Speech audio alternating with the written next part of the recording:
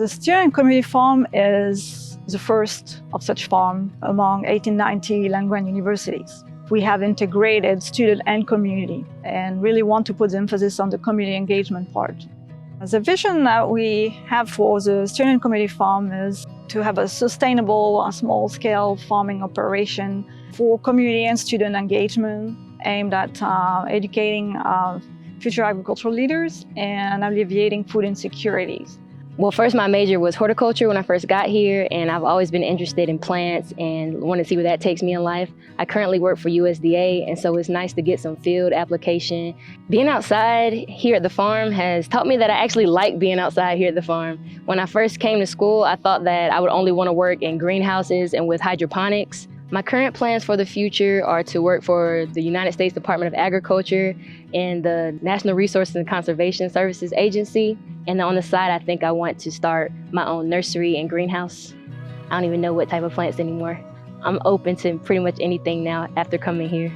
Our goal is to act as a model community garden for cooperative extension agents throughout the state and to provide a safe and accessible place for community members to garden. The produce and flowers that are harvested here at the community garden go to a few places, but primarily the gardeners, they share their harvest with their family. However, we do have one organization, St. Matthew's United Methodist Church. There's a group of women who grow food there and they donate to Second Harvest Food Bank. Well, my motivation is spiritual in part because the Guilford County community is a food desert.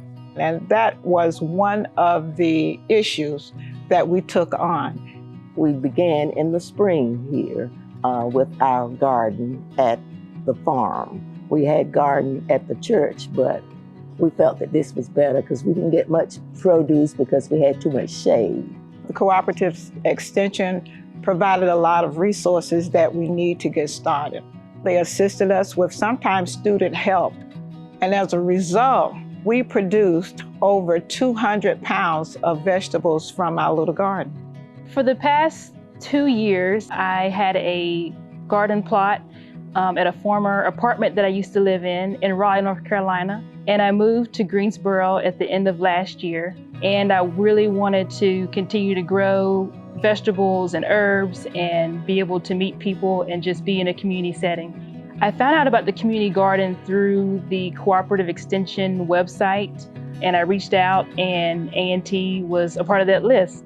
Being out in the garden, it gives me a sense of peace, and I really like sharing what I grow with others, and that really gives me a lot of satisfaction. My hope is that this community garden is going to attract people to feel comfortable coming here, to grow their own food. It is really close to the East Greensboro neighborhood, and it is a safe place to learn how to grow food and grow food together.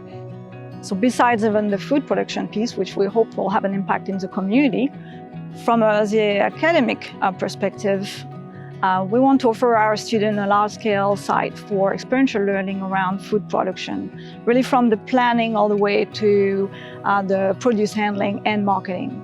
They can learn and gain then practical skills that we cannot necessarily offer them on campus. We hope will actually motivate students in considering more seriously some careers in agriculture